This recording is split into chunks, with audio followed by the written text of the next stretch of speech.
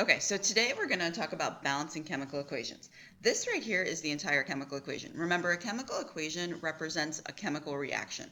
So in this case, we have S8 plus O2. Those are the reactants. React, that's what the arrow means, to form SO3. So when this happens, based on the law of conservation of mass, you can't change any of those compounds. They have to stay the same. You can't, atoms can't be created or destroyed. So we have to have the same type and number of atoms on the reactant side and the product side. So the first thing that we need to do is figure out what type of atoms we have. So we're going to kind of break it down into the elements on the reactant side and then do the same thing on the product side. So on the reactant side, we have sulfur and oxygen, S8 and O2. On the product side, we have the exact same thing, so we're going to write S, sulfur, and oxygen again. Remember, the little subscript represents the number of atoms that you have in one molecule of that. So in S8, we have 8 sulfur atoms. So we're going to put an 8 right here to show that. And then in the oxygen molecule, we have 2 atoms of oxygen, so we're going to put a 2 there. On the product side, there's no subscript for sulfur, which means that you have 1 sulfur atom. So we're going to put a 1 there, and then there's 3 oxygen atoms. So if you notice, we have the same type of atoms on both sides, but the numbers don't match up at all. You have to have the same number of sulfur atoms in the reactants and on the product side. Same with oxygen.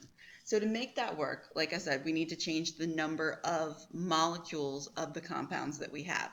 So when we do this, kind of a rule of thumb, the easiest thing to do is to always leave oxygen and hydrogen to last. They're generally the easiest to balance and kind of make fit because a lot of times they're by themselves. So we're going to start with the sulfur. To make the sulfur balanced, since we have 8 on the reactant side and only 1 on the product side, we're going to change the number of molecules of the product that we have.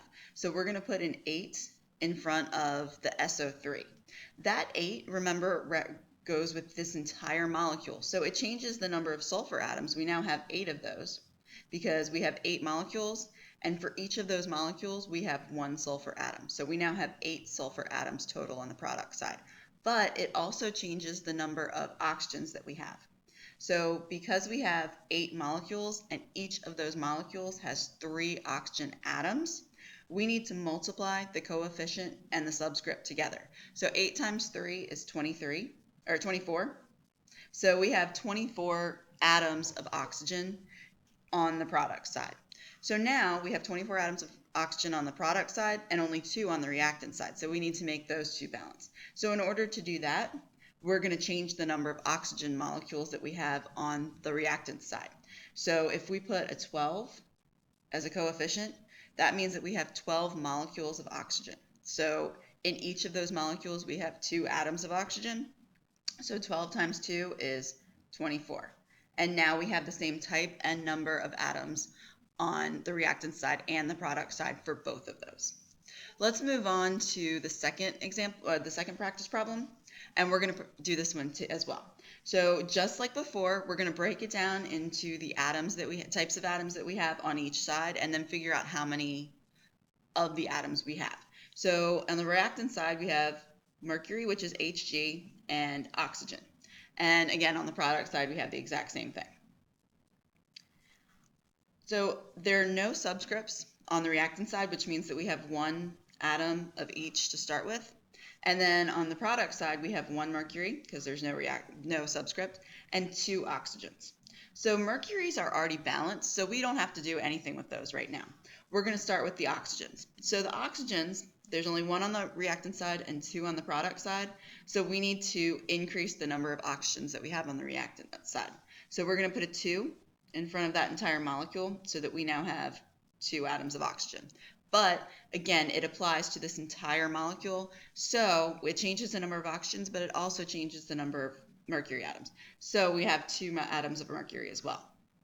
So now we have the oxygens balanced. That worked out well, but it screwed up our number of mercury, so we need to fix that. In order to do that, we're going to put a 2 in front of the mercury, the Hg, on the product side, so that we now have 2 atoms of mercury on the product side as well.